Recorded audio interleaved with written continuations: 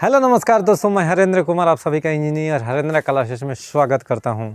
जैसा कि दोस्त आज मेरे पीछे देख रहे हैं कि ग्लैंड यानी ग्रंथि आज बहुत लाजवाब, बहुत खतरनाक, बेमिसाल चैप्टर है ग्रंथि। इससे आए दिन हमेशा पेपर में पूछा करता है कि सर ग्लैंड क्या होता है, यानी ग्रंथि क्या होता है, ग्रंथि कितने प्रकार के होता है, यानी एक्सोक्राइन क्या होता है, इंडोक्राइन ग्लैंड क्या होता है, मिक्स्ड ग्लैंड क्या होता है।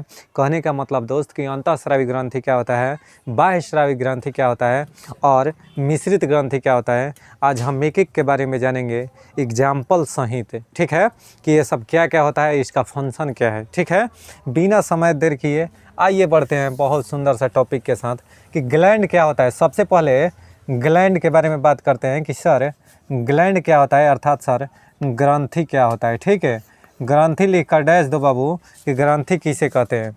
तो ग्रंथि जानते हो क्या होता है, यह एक प्रकार का थैली होता है। एक प्रकार का बबुआ थैली होता, चलो दोस्त, यानी यह एक प्रकार का थैली होता है जिसमें एंजाइम एवं हार्मोन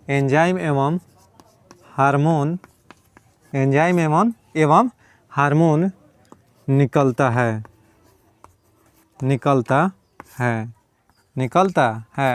यानी कहने का मतलब है बाबू कि ग्रंथि क्या है, तो यह एक प्रकार का थैलीनुमा संरचना होता है, यानी एक प्रकार का थैली होता है जिसमें एंजाइम एवं हार्मोन निकलता है। एंजाइम और हार्मोन निकलता है, उसे क्या कहते हैं, ग्रंथि कहते हैं। अच्छा सर, ग्रंथि की बात करें तो ग्रंथि सर यानी ग्लैंड कितने प्रकार के होता है बाबू, तो ग्रंथि 3 प्रकार के होता है। क प्रकार के, 3 प्रकार के होता है। ग्रंथि कितने प्रकार के बाबू होता है, 3 प्रकार के। ध्यान से सुनना। अगर प्रथम के बात करें कि फर्स्ट कौन सा होता है सर, तो बाह्यस्रावी ग्रंथि। कौन सा, बाह्यस्रावी ग्रंथि, बाह्यस्रावी, ठीक है, बाह्यस्रावी ग्रंथि। कोई दिक्कत है, कौन सा बाबू, बाह्यस्रावी ग्रंथि। इसको इंग्लिश में कहते हैं एक्सोक्राइन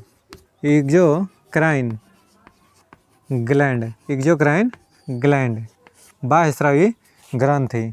अगर दूसरा के बात करें कि कौन सा होता है सर, तो अंतःस्रावी ग्रंथि। कौन सा, अंतःस्रावी ग्रंथि। कहने का मतलब है बाबू कि इंडोक्राइन। कौन सा, इंडोक्राइन, यानी ENDO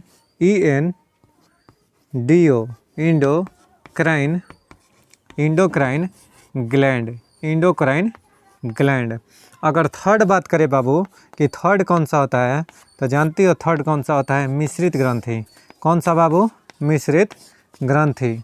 अब मिश्रित ग्रंथि कहने का मतलब है बाबू कि इसको इंग्लिश में मिक्स्ड ग्लैंड कहते हैं। क्या कहते हैं, मिक्स्ड ग्लैंड कहते हैं। कई बार देखो इंग्लिश को हिंदी में टाइप कर देता है, इसलिए आप लोग इंग्लिश को ज़रूर लिखिएगा। ठीक है, यानी बाह्यस्रावी ग्रंथि, अंतःस्रावी ग्रंथि और मिश्रित ग्रंथि होता है, यानी मिक्स्ड ग्लैंड होता है। हम एक एक पर चर्चा करेंगे कि सर बाह्य ग्रंथि क्या होता है, अंतःस्रावी ग्रंथि क्या होता है और मिश्रित ग्रंथि क्या होता है, कौन कौन सा किसका उदाहरण है, एक एक पॉइंट पर हम लोग डिस्कस करेंगे। ठीक है, अब आप लोग हेडिंग डालिएगा, बाह्यस्रावी ग्रंथि लिखकर डैश दीजिएगा कि सर बाह्यस्रावी ग्रंथि क्या होता है। बाह्यस्रावी ग्रंथि क्या होता है, आपको इसके बारे में लिखना है कि सर बाह्यस्रावी ग्रंथि क्या होता है। ध्यान से देखिए, बाह्यस्रावी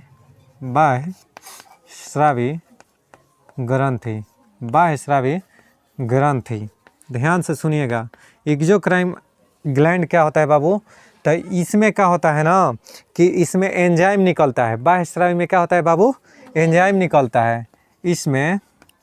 इसमें एंजाइम निकलता है। ध्यान से देखना, कई बार पेपर में क्वेश्चन पूछ चुका है कि एंजाइम का स्राव किसके द्वारा होता है, तो अंतःस्रावी से, ग्रंथि से, कि बाह्यस्रावी से, कि मिश्रित ग्रंथि से, कि अन्य से। समझ में आ गया ना।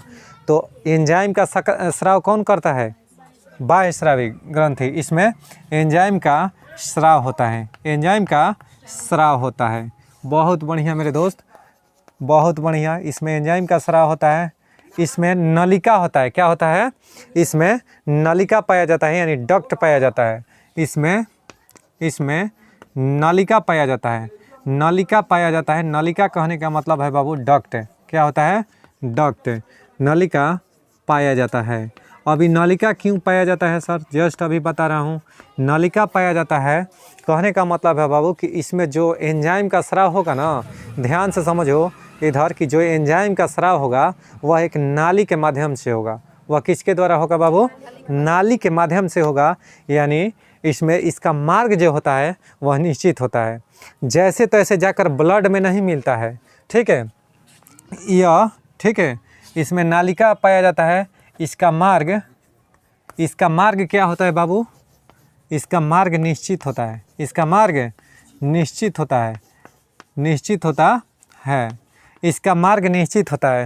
ये सॉरी कब से बता रहे हैं, इसका एग्जाम्पल बताइए ना। तो देखो श्वेत ग्रंथिया, कौन सा? श्वेत ग्रंथिया, यानी श्वेत ग्रंथिया, फिर आपको पसीना हो जाएगा। श्वेत ग्रंथिया कहने का मतलब है पसीना।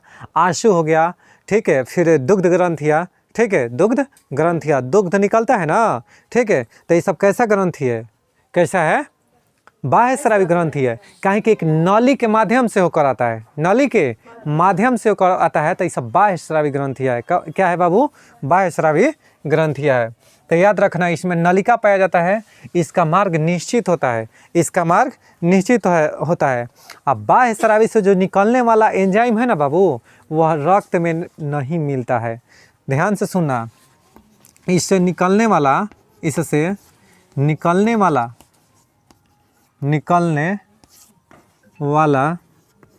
इससे निकलने वाला एंजाइम, इससे निकलने वाला एंजाइम रक्त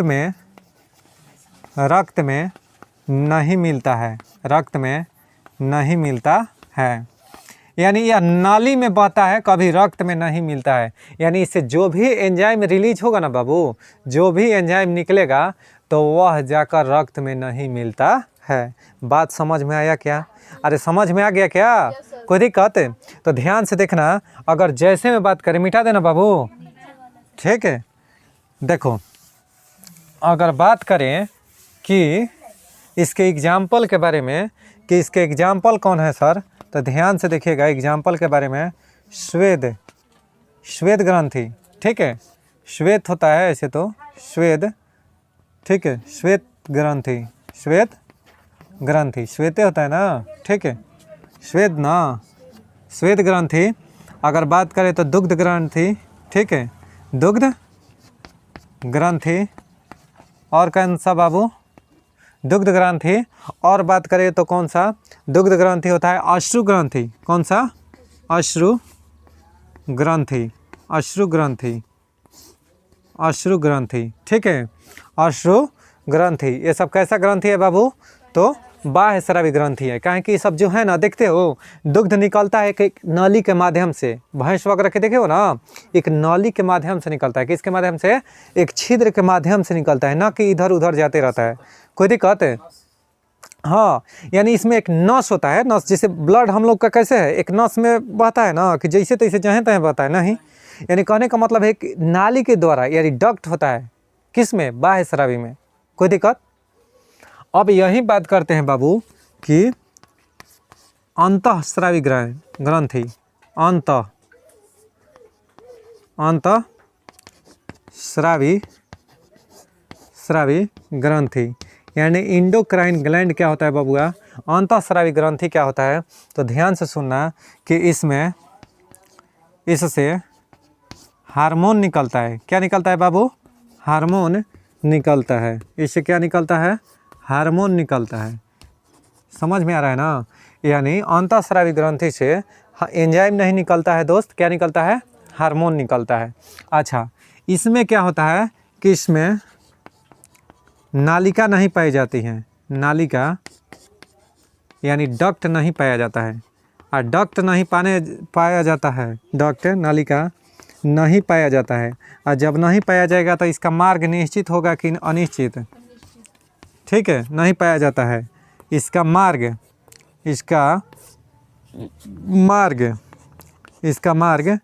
निश्चित नहीं होता है, इसका मार्ग निश्चित नहीं होता है।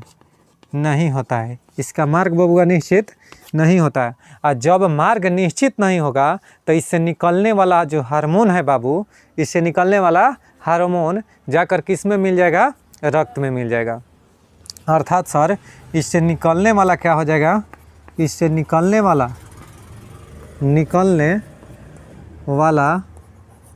हार्मोन रक्त में जाकर मिल जाता है, रक्त में जाकर मिल जाता है। यानी यह क्या होता है, इसका जो हार्मोन निकलता है ना इससे, तो वह रक्त में जाकर मिल जाता है। अब सर एक लड़का पूछ रहा है कमेंट बॉक्स में कि सर जल्दी से बताइए ना इसका जैसे, तो घड़बड़ाओ नहीं बाबू, सब बताएंगे, ठीक है। जैसे में अगर बात किया जाए तो हाइपोथैलेमस ग्लैंड, कौन सा, हाइपोथैलेमस ग्रंथि, यानी हाइपोथैलेमस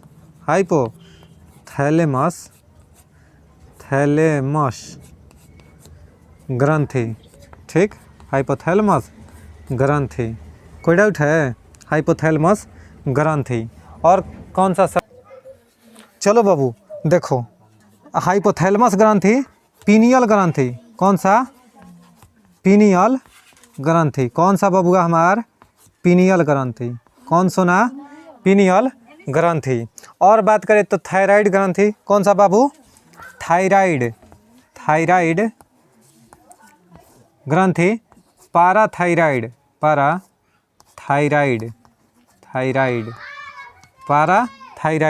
ग्रंथि, ठीक है। और बात करें सर पाराथायराइड के बाद थाइमस है, एड्रीनल है, कौन कौन है इसका एग्जाम्पल, यानी अंतःस्रावी ग्रंथि के एग्जाम्पल कौन सा है बाबू, तो ध्यान से देखना, थाइमस, एड्रीनल, और क्या है, थाइमस, एड्रीनल, ये सब कैसा है, एड्रीनल, ठीक है। थाइमस, एड्रीनल, एक होता है पीनियल ग्लैंड, कौन सा, पीनियल, लिखा है क्या, हाँ पीनियल ग्लैंड लिखा गया ना बाबू, यानी कहने का मतलब पीनियल भी होगा। गोनाड और पीयूष ग्रंथि, कौन सा, गोनाड माने समझ रहे हो, नहीं समझ रहे हो, जनन ग्रंथि बबुआ, जनन ग्रंथि, ठीक है।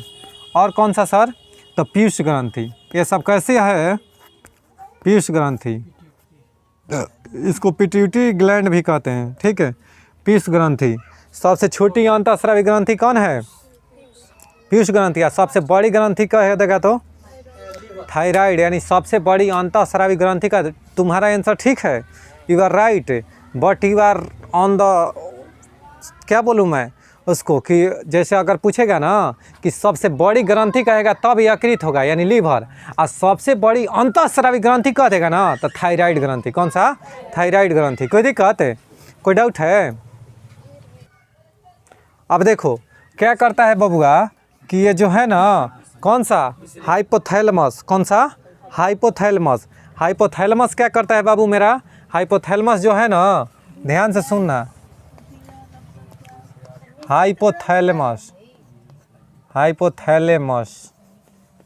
ठीक, हाइपोथैलेमस। हम क्या कर रहे हैं ना कि अभी जो बाह्य स्रावी का जितना भी एग्जाम्पल लिखे हैं सारा चीज़ के बारे में पढ़ा देते हैं, तब मिश्रित ग्रंथि पर आएंगे, आएंगे। अब देखो हाइपोथैलेमस क्या होता है, हाइपोथैलेमस क्या होता है, यह हार्मोन को स्रावित होने के लिए, यह हार्मोन को स्रावित होने के लिए उत्तेजित करता है। क्या करता है बाबू, उत्तेजित करता है।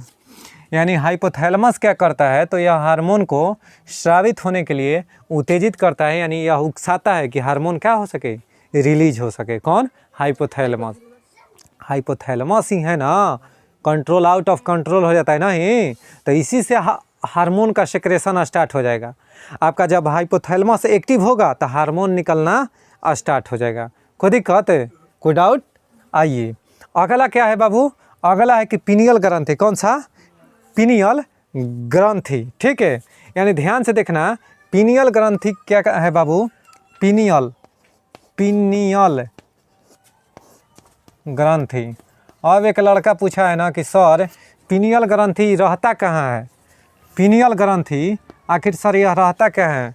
तो देखो यह मस्तिष्क के बीचों बीच होता है, बीचों बीच यह मस्तिष्क के बीचों बीच होता है। यह मस्तिष्क क्या होता है बाबू? बीचों बीच होता है। यानी इसको बायोलॉजिकल क्लॉक कहा जाता है। इसको क्या कहा जाता है? बायोलॉजिकल ग्लैंड भी कहा जाता है। क्या कहते हैं इसको? बायोलॉजिकल ग्लैंड कहते हैं इसको। बायोलॉजिकल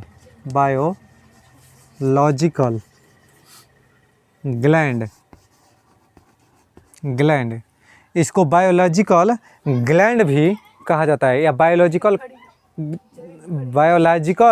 ग्लैंड दे रहा है, लेकिन बायोलॉजिकल क्लॉक कहा जाता है, जिसको हम लोग क्या कहते हैं?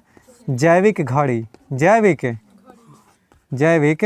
घड़ी बबुआ कहते हैं। क्या कहते हैं? जैविक घड़ी कहा जाता है।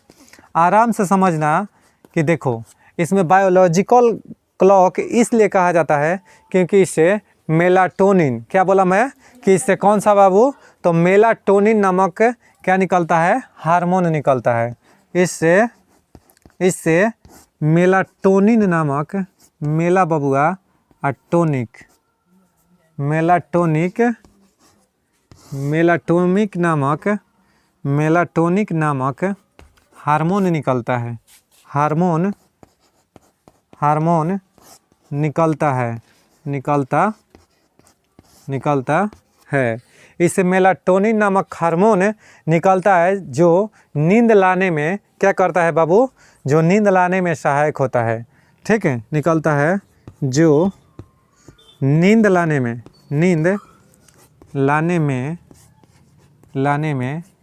सहायक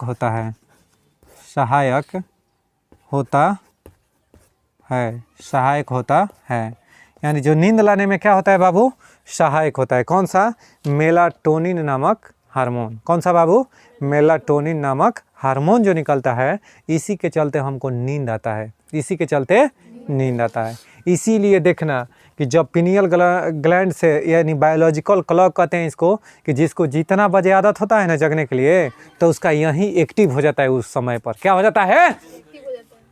नहीं समझे आप लोग?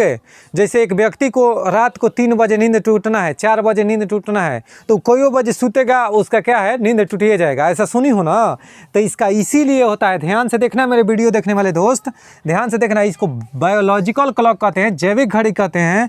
काहे कि इससे मेलाटोनिक नामक जो हार्मोन निकलता है ना, कौन सा बाबू? मेलाटोनिक लिखा गया है, मेलाटोनिन नामक जो हार्मोन निकलता है, जो मेलाटोनिन नामक हार्मोन निकलता है, वह क्या करता है कि नींद को लाने में सहायक होता है। अब वह उसी समय क्या हो जाएगा? कम पड़ जाएगा। उसी समय क्या होगा? कम पड़ जाएगा, यानी कम स्रावित होगा, जिससे नींद भी टूट जाएगा। जिससे नींद कोई दिक्कत है, तो इसीलिए ऐसा होता है। उसके बाद में उनको कहिएगा ना कि सो जाइए, तो नींदे नहीं लगेगा। नींद ऐसा सुनी होंगी ना कि जब नींद टूट जाता है ना, हमको आदतें है, अब वो अपना मंगल भवन मंगल हारी गा रहे हैं। कोई दिक्कत है? कोई डाउट? अब देखो कोई दिक्कत नहीं ना है। थायराइड ग्रंथि, कौन सा बाबू? थायराइड। ये सब पढ़ो। थायराइड ग्रंथि, इसी को बबुआ ऑटू ग्रंथि भी कहते हैं। क्या कहते हैं? ऑटू ना, ऑटू ग्रंथि। ठीक, यानी थायराइड ग्रंथि को क्या कहते हैं हम? ऑटू ग्रंथि कहते हैं। यह सबसे बड़ी, यह कौन सा बाबू? यह सबसे बड़ी अंतःस्रावी ग्रंथि है। अगर पूछेगा कि थायराइड ग्रंथि क्या है, तो यह पेपर में कई बार क्वेश्चन पूछ चुका है। यह सबसे बड़ी, मेरे दोस्त ध्यान से देखना, यह सबसे बड़ी अंतःस्रावी, कौन सा बबुआ? अंतःस्रावी ग्रंथि है। यह सबसे बड़ी अंतःस्रावी ग्रंथि है। इसका अगर पूछे ना कि यह कैसा होता है सर, तो यह गुलाबी रंग के इंच आकार की आकृति होता है। यह किस रंग के बाबू? तो गुलाबी रंग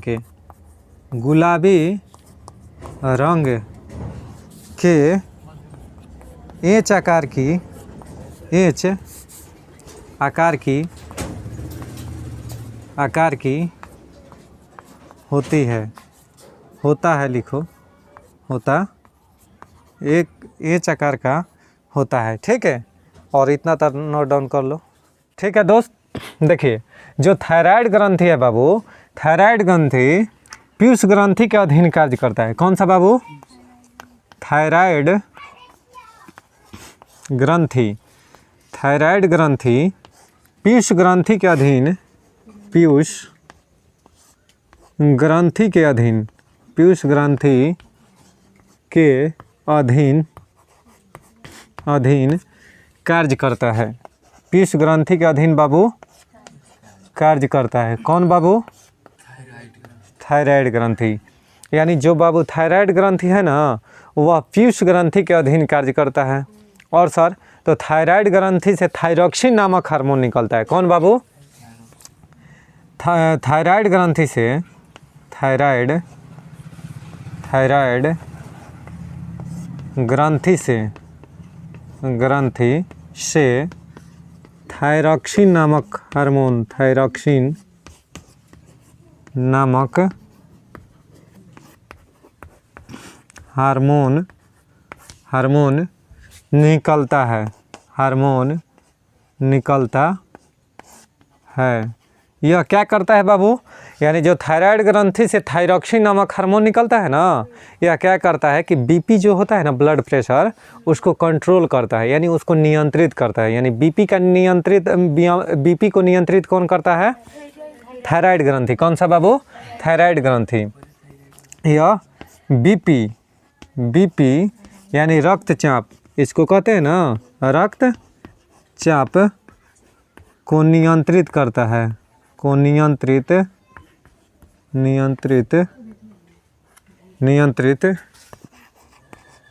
करता है। कोई दिक्कत है? अब देखो बाबू, यही जब क्या बोला मैं कि जब थायरॉक्सिन ही जब थायराइड जो ग्रंथि है ना, थायराइड ग्रंथि जब यह ग्रंथि फूल या सूज जाता है तो इसी को क्या कहते हैं? इसी को क्या कहते हैं? घेंघा। इसी को क्या कहते हैं? घेंघा, यानी ग्वाइटर रोग। कौन सा बाबू? ग्वाइटर रोग, ग्वाइटर रोग। ठीक है, जब यह ग्रंथि, कौन ग्रंथि? थायरॉक्सिन ग्रंथि, थायराइड ग्रंथि, जब यह थायराइड ग्रंथि यानी जब यह ग्रंथि फूल या सूज जाता है, सूज जाता है,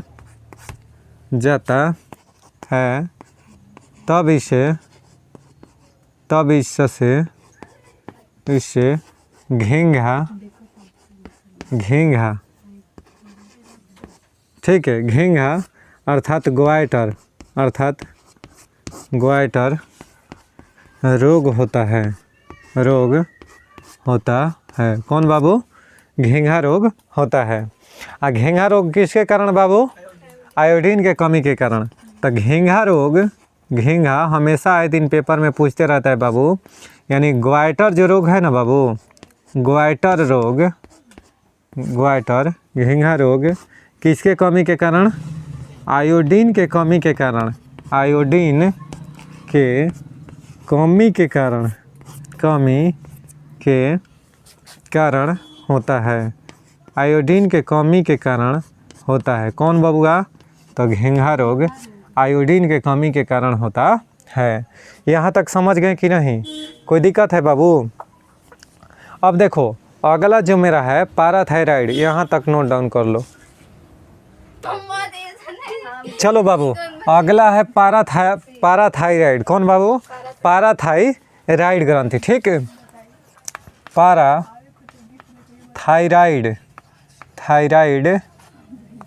पैराथायराइड ग्रंथि, यानी इसी को कहते हैं बाबू पैरा ऑटू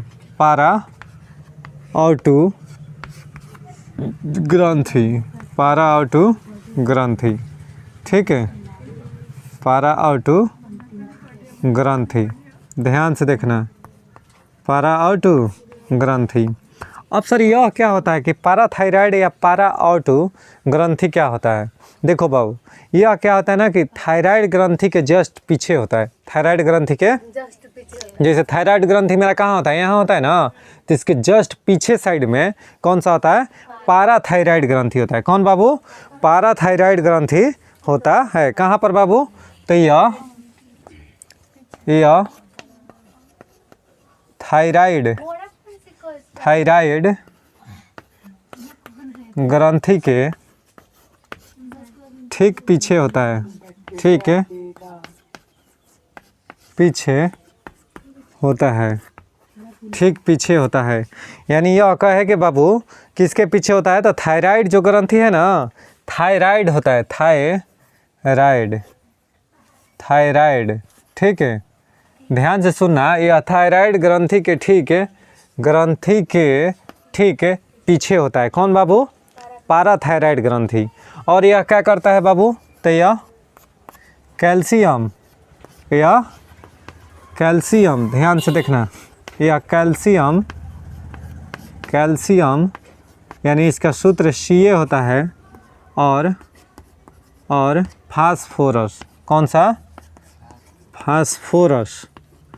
फास्फोरस का है तो बबुआ P, फास्फोरस। यह कैल्शियम और फास्फोरस का क्या करता है? यह कैल्शियम और फास्फोरस को नियंत्रित करता है। कैल्शियम और फास्फोरस के निर्माण की मात्रा को, कैल्शियम और फास्फोरस की मात्रा को बाबू की मात्रा को नियंत्रित करता है।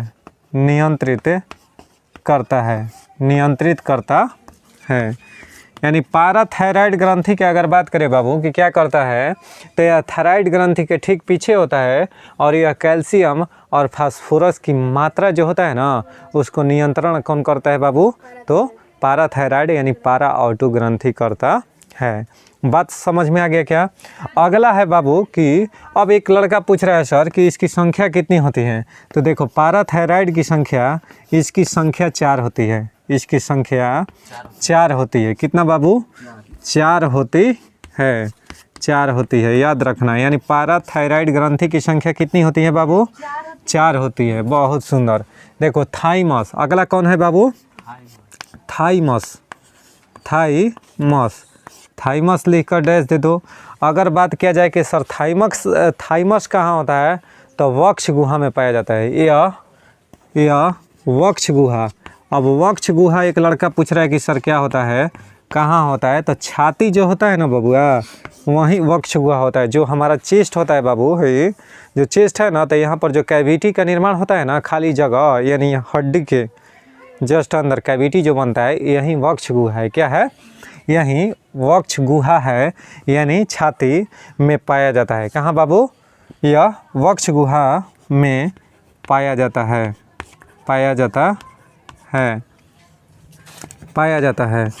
यह प्रोटीन के निर्माण करने में,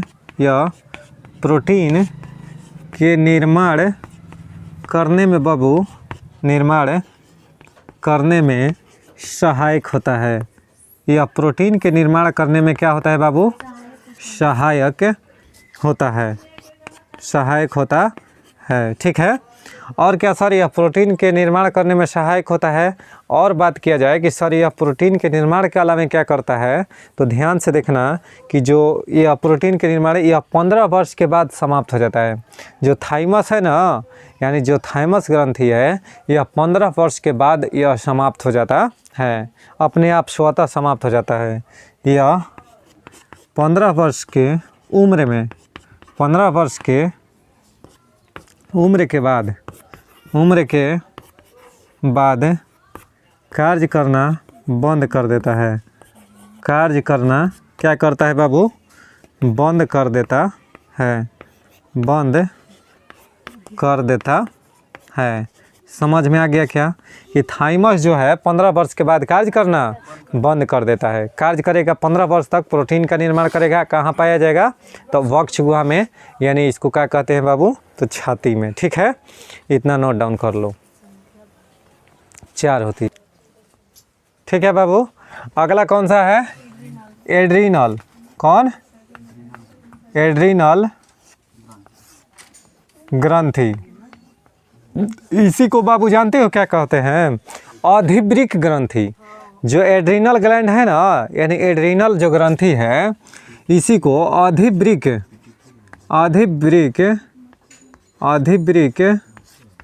ग्रंथि भी कहते हैं। ठीक, अधिवृक्क ग्रंथि यानी एड्रीनल ग्रंथि कहिए या अधिवृक्क ग्रंथि, खुद ही कहते हैं। और ध्यान से देखो, इसे और किस नाम से बाबू? इसे फोरेस बाई, इसे ध्यान से देखना, फोरेस बाई 3F, फोरेस बाई 3F। इसे कौन सा बाबू? 4S बाई 3F भी कहा जाता है, कहा जाता है। इसे क्या बाबू? 4S बाई 3F भी कहा जाता है। इसे आपातकालीन, इसे आपातकालीन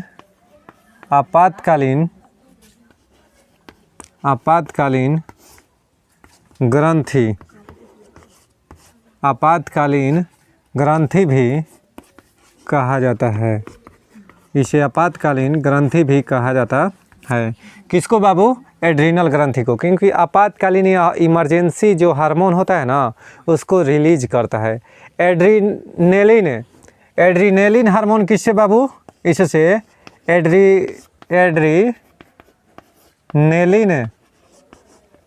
नामक हार्मोन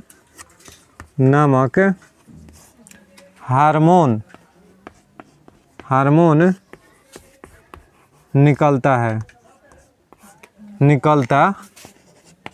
है। इससे कौन सा बाबू?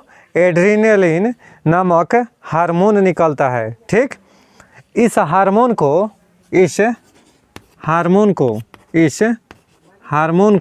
क्या कहते हैं बाबू? लड़ो उड़ो हार्मोन। लड़ो उड़ो यानी इसको अगर बात करें कि फायर एंड फाइट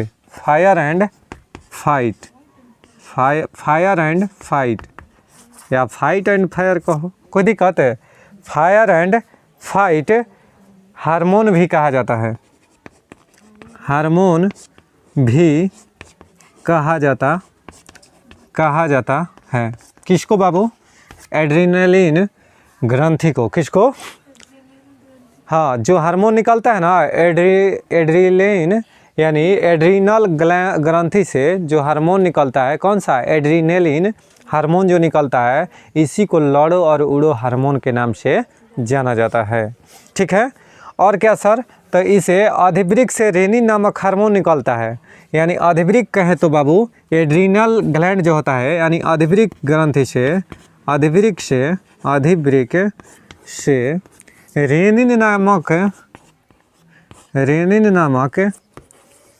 हार्मोन निकलता है। क्या निकलता है? हार्मोन निकलता है। ठीक है, रेनिन नामक हार्मोन निकलता है जो क्या करता है बाबू? रेनिन नामक हार्मोन जो निकलता है ना, वह बीपी को नियंत्रित करता है। और रेनिन का क्या काम है सर? तो दूध के पाचन में, यानी दूध जो होता है ना, मिल्क के पाचन में भी रेनिन सहायक होता है। खुद ही कहते हैं, यानी दूध के पाचन में कौन सहायक होता है बाबू? रेनिन। बाल्यावस्था में, ध्यान से सुनना, बाल्यावस्था में रेनिन का अधिक मात्रा में स्राव होता है। क्या मैं बोला? बाल्यावस्था में रेनिन का अत्यधिक मात्रा स्राव होता है, इसलिए एक बच्चा पर डे 2 लीटर भी दूध पी जाता है तो उसको छेड़छेड़ी नहीं होता है। कहने का मतलब दोस्त कि लूज मोशन नहीं होता है, भोजपुरिया में उसको छेड़छेड़ी कहते हैं, समझ गए ना? यानी उसको ये चीज़ नहीं होता है। कोई दिक्कत है? हाँ, तो ध्यान से समझ में आ गया ना?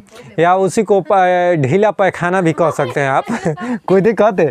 तो कह रहे कि अधिवृक्क से रेनिन नामक हार्मोन निकलता है। अधिवृक्क से कौन सा हार्मोन बाबू? रेनिन नामक हार्मोन निकलता है जो बीपी को नियंत्रित करता है, जो रक्तचाप यानी बीपी को नियंत्रित करता है, नियंत्रित करता है, जो बीपी को नियंत्रित करता है, जो बीपी को नियंत्रित करता है। और क्या सर, नोट में लिखना, note, renin hormone, renin hormone, hormone दुग्ध के पाचन में, दुग्ध के पाचन में भी सहायक होता है, सहायक होता है। वहीं क्या होता है ना कि रेनिन, एक और चीज़ देखना, किण्वन प्रक्रिया द्वारा दही का निर्माण होता है ना, तो ये रेनिन क्या करता है कि दुग्ध को दही में बदल देता है। इसीलिए लड़का जो करता है ना लैट्रिन, तो छरर एकदम पानी जैसा नहीं करेगा, यानी वो कम से कम दोस्त गीला या हल्का सा टाइट कर सकता है, ठीक ना। इसलिए क्या करता है ना कि वो रेनिन जो है वह दूध से किस में कन्वर्ट कर देता है, दही में, यानी लदा लदा हो जाएगा। कोई दिक्कत है? चल कैमरा मैन देखो जो दोस्त, यहाँ पर लड़ो और उड़ो हार्मोन है ना, यहाँ पर बाबू क्या होगा, फाइट एंड फ्लाइट होगा। कौन सा बाबू? Fight and flight, flight hormone कहा जाता है। फाइट एंड ये वाला होगा, फाइट एंड फ्लाइट हार्मोन कहा जाता है। यानी इस हार्मोन को, यानी एड्रीनलिन हार्मोन जो है ना, इसको लड़ो उड़ो यानी फाइट एंड फ्लाइट हार्मोन कहा जाता है। ठीक है, यहाँ तक हो गया ना बाबू। चलो आगे देखो, अगला कौन सा है? अगला बाबू है जनन ग्रंथि। कौन सा? जनन ग्रंथि। ये सब हम कौन सा पढ़ा रहा हूँ? बाह्यस्रावी की अंतःस्रावी? अंतःस्रावी ग्रंथियाँ। अंतःस्रावी ग्रंथि से क्या निकलता है मेरे बाबू? हार्मोन। अब बाह्यस्रावी से क्या निकलता है? एंजाइम। तो कोई दिक्कत है? तो देखो बाह्यस्रावी में मेरा कौन कौन सा था?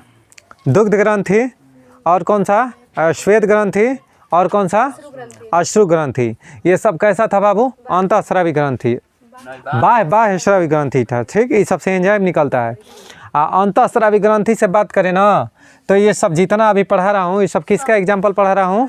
अंतःस्रावी ग्रंथि से, यानी ये सबसे हार्मोन निकलता है। अंतःस्रावी से क्या निकलता है? हार्मोन निकलता है। अब बाबू अगला जो है मेरा, यह है कौन सा? जनन ग्रंथि। जनन ग्रंथि। जनन ग्रंथि को इंग्लिश में गोनेड ग्लैंड कहते हैं। क्या कहते हैं बाबू? गोनेड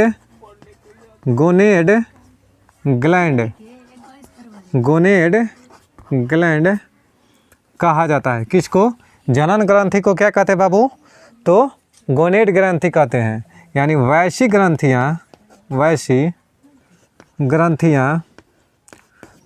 ग्रंथियाँ जो जनन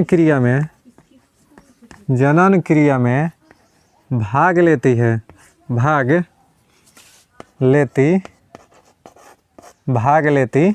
है, उसे क्या कहते हैं बाबू? उसे जनन ग्रंथि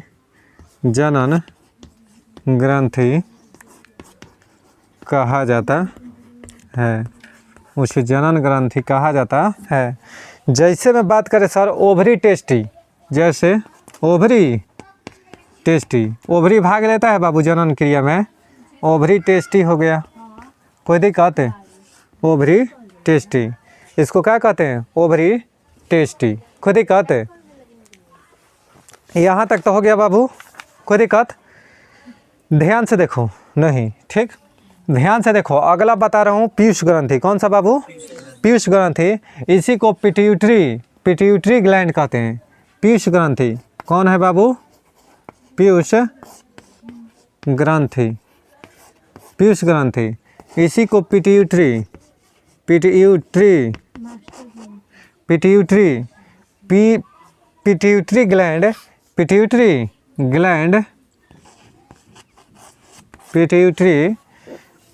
ग्लैंड कहा जाता है। किसको?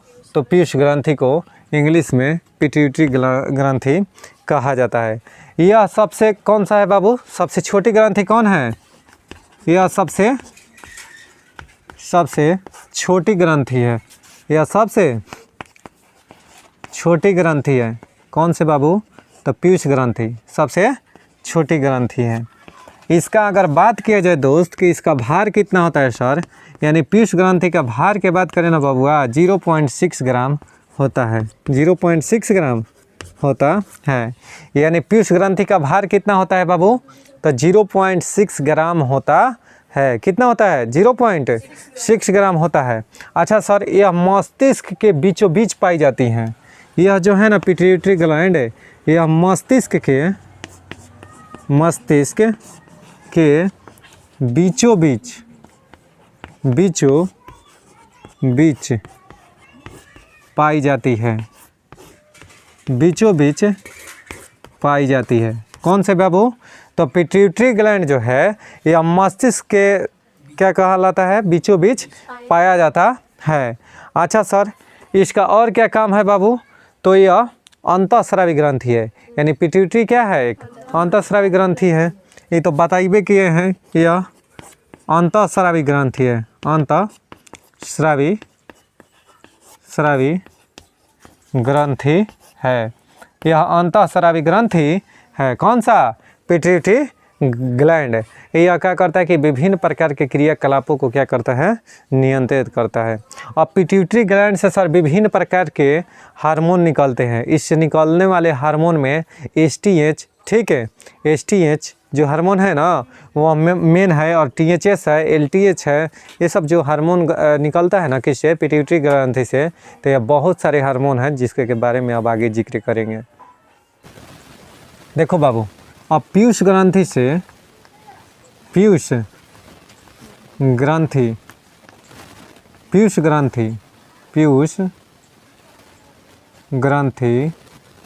से निकलने वाला, पीयूष ग्रंथि से निकलने वाला हार्मोन, पीयूष ग्रंथि से निकलने वाला हार्मोन, पीयूष ग्रंथि से निकलने वाला हार्मोन। अब पीयूष ग्रंथि से सर कौन कौन हार्मोन निकलता है, इसके बारे में अब हम लोग जिक्र करेंगे कि सर मेनली देखो बाबू, पीयूष ग्रंथि से बहुत सारा हार्मोन निकलता है, ठीक है, लेकिन हम लोग मेन पर फोकस करेंगे कि सर कौन कौन सा, तो टीएचएस, कौन सा, टीएचएस, यानी इसका बात करें तो थायराइड, ठीक है, थायराइड, स्टिमुलेटिंग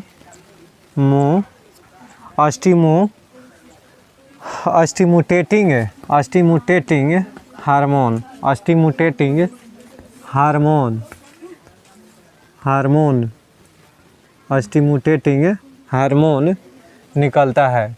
टीएचएस से कौन सा बाबू, तो थायराइड स्टिमुलेटिंग हार्मोन, यानी इसका फुल फॉर्म क्या होता है, टीएचएस।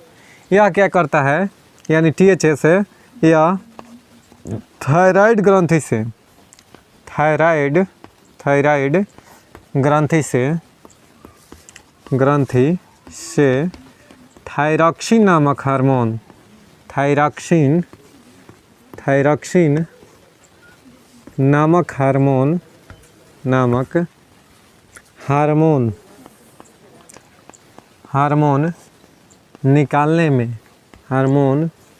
निकालने में सहायक होता है।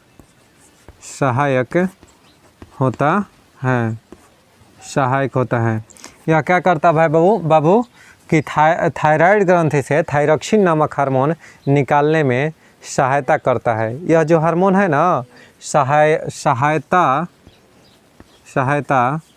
करता है, ठीक।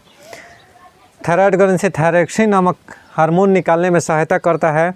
और थायराइड ग्रंथि में आयोडीन के जो कमी होता है ना, थायराइड ग्रंथि में आयोडीन के कमी से थायरॉक्सिन हार्मोन स्रावित नहीं होता है, थायरॉक्सिन हार्मोन स्रावित नहीं होता है। देखो थायराइड ग्रंथि में कौन सा बाबू, थायराइड ग्रंथि में आयोडीन के कमी के कारण, आयोडीन की कमी से, आयोडीन की टीएचएस, हाँ टीएचएस, ठीक है। देखो तो थायराइड ग्रंथि में आयोडीन की कमी से thyroxine hormone, thyroxine thyroxine hormone नहीं बनता है। देखो थायराइड ग्रंथि में आयोडीन की कमी से थायरॉक्सिन हार्मोन नहीं बनता है, नहीं बनता है, जिससे घिंघा नामक रोग होता है। घिंघा यानी ग्वाइटर ना बाबू, ग्वाइटर रोग होता है, ग्वाइटर रोग होता है। कोई दिक्कत? अगला है एसटीएच हार्मोन। कौन सा बाबू? STH hormone. अब एसटीएच हार्मोन क्या करता है सर? एसटीएच हार्मोन यह अंग को वृद्धि करने में, देखो एसटीएच हार्मोन ध्यान से देखो बाबू, एसटीएच हार्मोन क्या होता है कि एसटीएच हार्मोन अगर अत्यधिक मात्रा में स्रावित हो जाएगा ना तो आदमी खूब लंबा हो जाएगा, बहुत लंबा हो जाएगा। अगर एसटीएच हार्मोन बहुत कम रिलीज होगा तो आदमी बौना हो जाएगा। क्या हो जाएगा? बौना हो जाएगा। खुद ही कहते। तो देखो एसटीएच हार्मोन यह देखो यह इसके कमी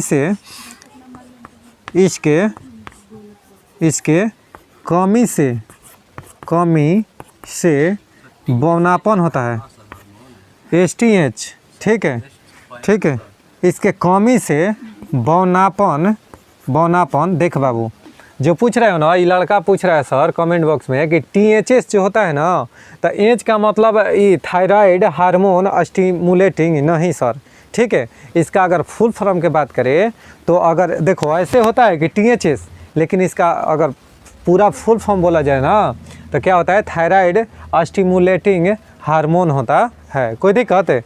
अरे टीएचएस लिख रहा है, अरे टीएसएच लिखो, अच्छा है टीएचएस लिखो, बात एक ही है, कोई दिक्कत नहीं है उससे, कोई दिक्कत है उससे, तुमको कोई दिक्कत नहीं है। अगर यहाँ पर एसटीएच है ना, इसको टीएसएच भी लिख सकते हो, कोई उससे दिक्कत नहीं होगा, कोई डाउट है? एक ही है काम, उसका फंक्शन एक ही है। एलटीएच है या टीएचएल बोलो, कोई दिक्कत? तो इससे कोई दिक्कत नहीं होगा, ठीक है। आओ बाबू, एसटीएच हार्मोन कौन सा? एसटीएच हार्मोन इसके कमी से बौनापन होता है, इसके कमी से बौनापन होता है, यानी आदमी क्या होता है बाबू? बौना हो जाएगा। और इसके अत्यधिक वृद्धि से, इसके अत्यधिक वृद्धि से क्या होता है बाबू? इसके अत्यधिक वृद्धि से आदमी अत्यधिक लंबा हो जाता है, अत्यधिक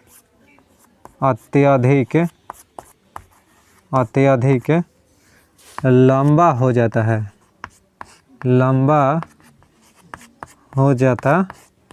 है, अत्यधिक लंबा हो जाता है। कोई दिक्कत है क्या? नोट डाउन करो। चलो बाबू, अगला है कौन सा बाबू? हाँ, यानी अगला है बाबू एलटीएच, अभी मिश्रित नहीं, कौन सा? एलटीएच, यानी थर्ड जो है ना वह कौन सा है बाबू? एलटीएच। कौन बाबू? एलटीएच। यह ऑक्सीटोसिन हार्मोन के साथ मिलकर दूध के स्राव में सहायक होता है। यह क्या करता है बाबू? यह ऑक्सीटोसिन, यह क्या करता है कि ऑक्सीटोसिन हार्मोन के साथ मिलकर, यह ऑक्सीटोसिन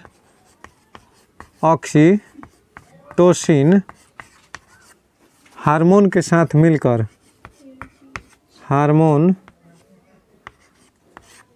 के साथ मिलकर किसका निर्माण करता है? या ऑक्सीटोसिन हार्मोन के साथ मिलकर किसका निर्माण करता है बाबू? तो दुग्ध के स्राव में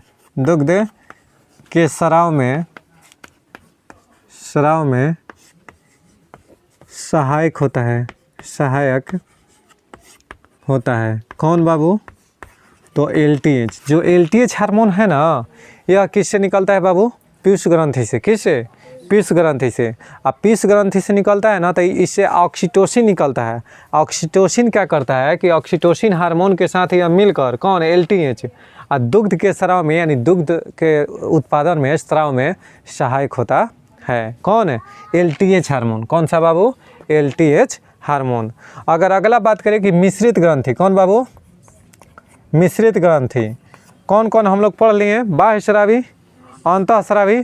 अंतःस्रावी हार्मोन स्रावित करता है, बाह्य स्रावी एंजाइम स्रावित करता है। मिश्रित जो है ना बाबू, वह एंजाइम और मिश्रित दोनों, सॉरी एंजाइम और हार्मोन दोनों मिश्रित ग्रंथि। मिश्रित, इसको इंग्लिश में मिक्स्ड ग्लैंड कहते हैं। क्या कहते हैं?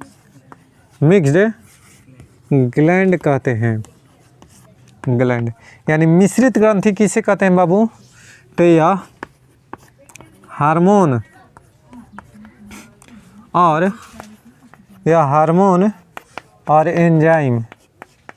एंजाइम दोनों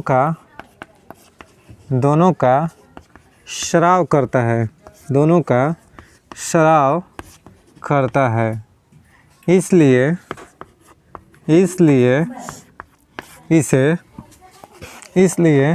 इसे मिश्रित ग्रंथि भी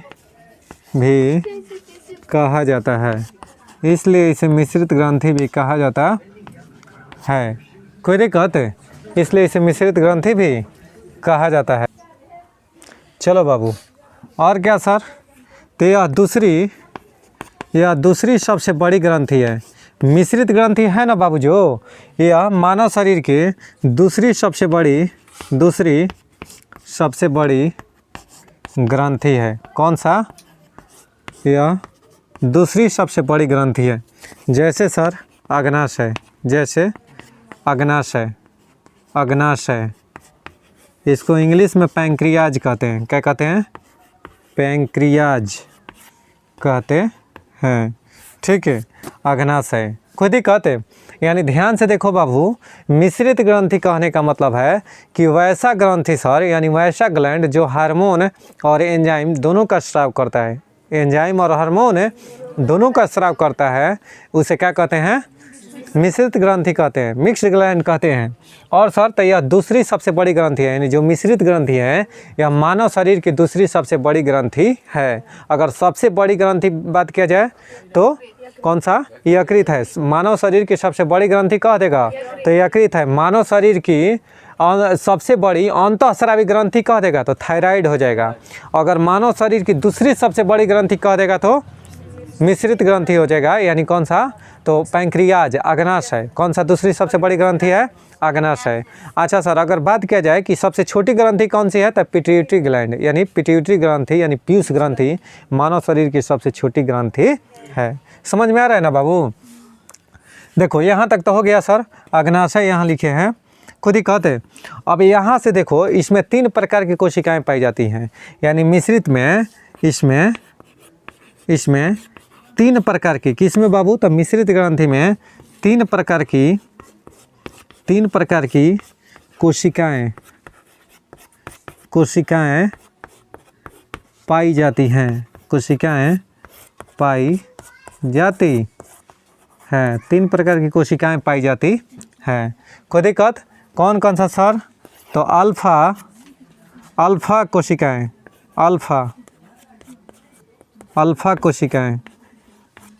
अल्फा कोशिका। दूसरा सर बीटा कोशिका। कौन कौन सा बाबू? बीटा कोशिका। और तीसरा सर, तीसरा के बात किया जाए तो तीसरा कौन सा पाया जाता है बाबू? तो डेल्टा की गामा कोशिका, ना कि डेल्टा, गामा। ठीक है, इसको कहते हैं गामा कोशिका। ठीक भाई साहब, वीडियो वाले अगर दिखाई नहीं दे रहा होगा तो आप मेरी बात को समझ रहे हैं ना?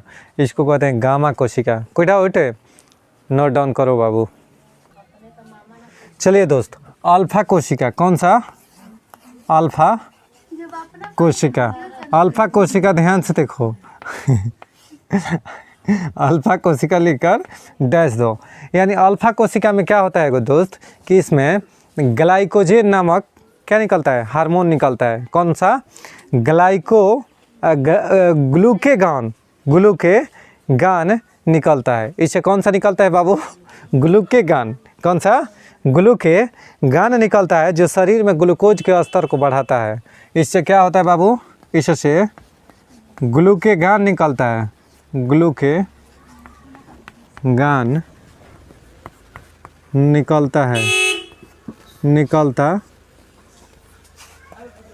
है, जो शरीर के इससे ग्लूकेगान निकलता है, जो शरीर के ग्लूकोज के स्तर को बढ़ाता है,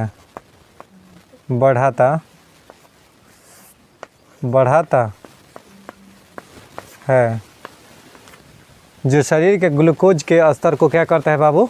बढ़ाता है। कौन है? ग्लूकेगान। अब सर बीटा कोशिका कौन सा है? बीटा कोशिका, बहुत सुंदर प्यारा सा क्वेश्चन। बीटा कोशिका का क्या काम है सर? तो इससे इंसुलिन स्रावित होता है। इंसुलिन स्रावित होता है। इससे इंसुलिन स्रावित होता है, जो इससे इंसुलिन स्रावित होता है, जो क्या करता है बाबू? ग्लूकोज की मात्रा को, जो ग्लूकोज की मात्रा में कमी लाता है।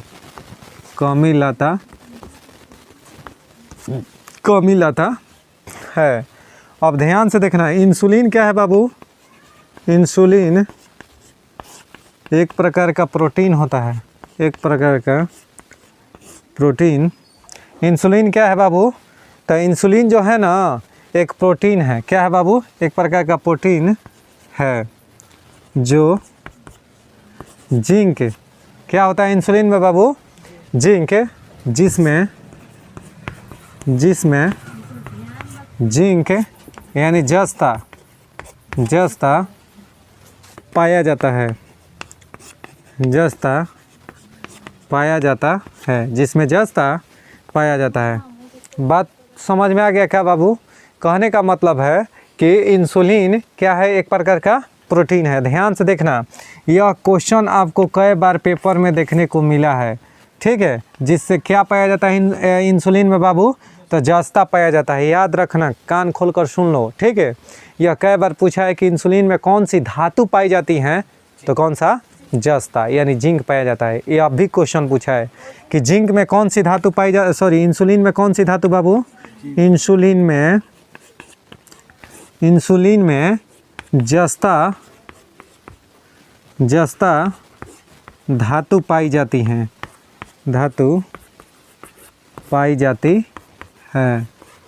पाई जाती है। अब सर इंसुलिन की कमी से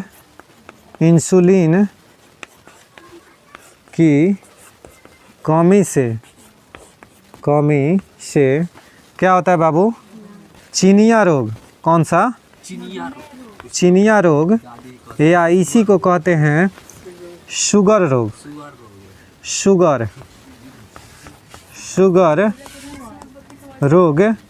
या इसी को मधुमेह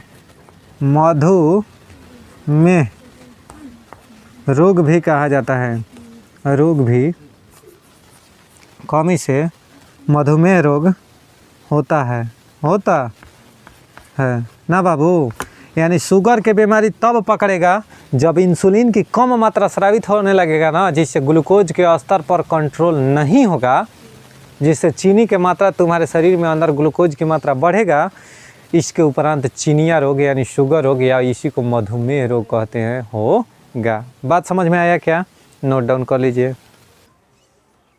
चलो बाबू, अगला है कौन सा? गामा कोशिका।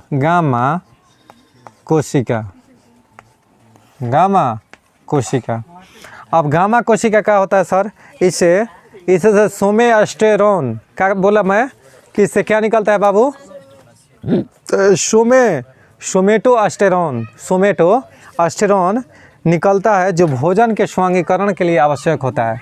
इससे सोमेटोस्टेरोन निकलता है, जो भोजन के स्वांगीकरण में सहायक होता है, जो भोजन के स्वांगीकरण में क्या होता है बाबू, सहायक होता है। अब स्वांगीकरण, एक लड़का पूछ रहा है कि सर स्वांगीकरण क्या है। तो देखो दोस्त, भोजन के जो अवशोषण होता है, अवशोषण के बाद क्या होता है, स्वांगीकरण होता है। यानी पाचन के बाद अवशोषण, अवशोषण के बाद क्या होता है, स्वांगीकरण होता है। तो ध्यान से सुनो, स्वांगीकरण में क्या होता है कि एनर्जी का प्राप्ति होता है, एनर्जी का प्राप्ति होता है। यानी इससे सोमेस्टेरोन निकलता है, जो भोजन के स्वांगीकरण में क्या करता है बाबू, सहायक होता है। तो इतना सारा चीज़ हम लोग जाने आज किसके बारे में, अंतःस्रावी ग्रंथि और बाह्यस्रावी ग्रंथि और मिश्रित ग्रंथि। तो मिश्रित ग्रंथि जो पैंक्रियाज है यानी अग्नाशय है, अग्नाशय में 3 प्रकार की कोशिका, अल्फा, बीटा और गामा। और गामा से क्या निकलता है, सोमेस्टेरोन निकलता है, जो कि भोजन के स्वांगीकरण में सहायक होता है। ठीक है दोस्तों, उम्मीद करते हैं कि यह वीडियो आपको अच्छा लगा होगा। अगर यह वीडियो अच्छा लगे तो कृपया करके दोस्तों के पास शेयर, सब्सक्राइब और लाइक करना न भूलें। ठीक है, मिलते हैं नेक्स्ट वीडियो में, तब तक के लिए बाय बाय, टेक केयर।